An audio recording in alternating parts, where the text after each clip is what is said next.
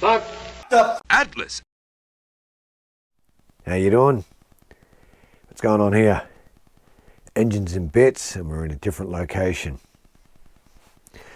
We're inside today because it's winter here in Melbourne. It's cold and I'm a big princess, so we brought the engine inside. Decided to strip it down for the sake of a gasket kit, get a bit of a peace of mind to know that the engine's all good. So I've stripped it down and this is what I've found. No carbon has got past the top ring, which means there's little to no blow-by on these pistons. Beautiful. There's still cross-hatching in the cylinders, which indicates minimal wear. Beauty. After setting up the micrometer to the factory bore size 3.498, zeroed in my bore dial indicator, measured the cylinder, got 30 thou over,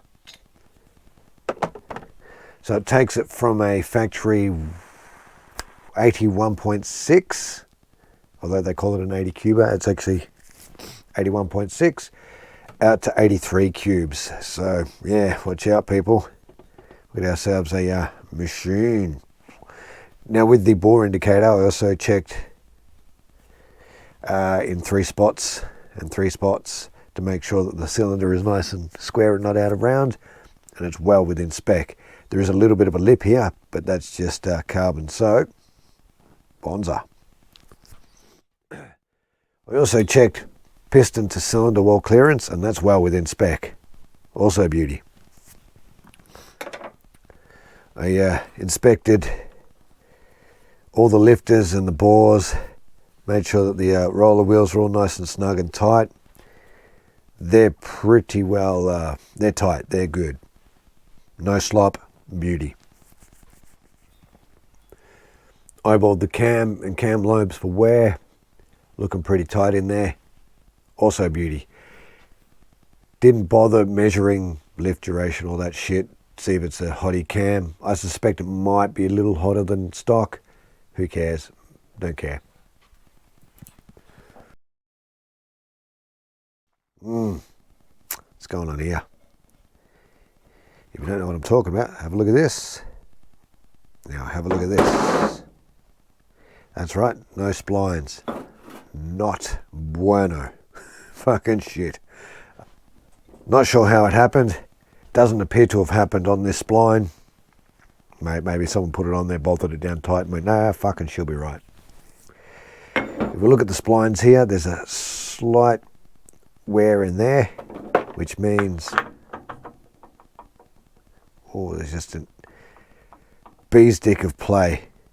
Wait on, let's try and put it on properly. Yeah, bee's dick of play. So, no good. I'm fucking ropeable, but we must find a solution.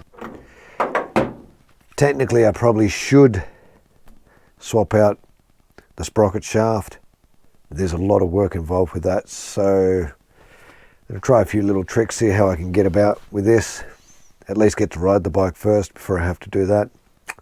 See what my options are. I'll worry about that later. Also a bit of oil around here because the sprocket shaft seal is not sealing, so I have to replace that. And the spacer also, because parts like this seem to be kind of difficult and a little expensive to get here in Australia, so well, shit. The carbon buildup in these cylinder heads and pistons, nothing major. That will probably wash off with a bit of love, but that's basically it. So overall, I'm happy with the condition of the engine. Not sure about the fuel pump, but I'll check that once it's running.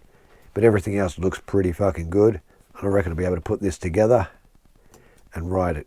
So next step is rebuild. Well, that's it for this episode. Just letting you know where I'm at and where the engine's at. See you next Tuesday.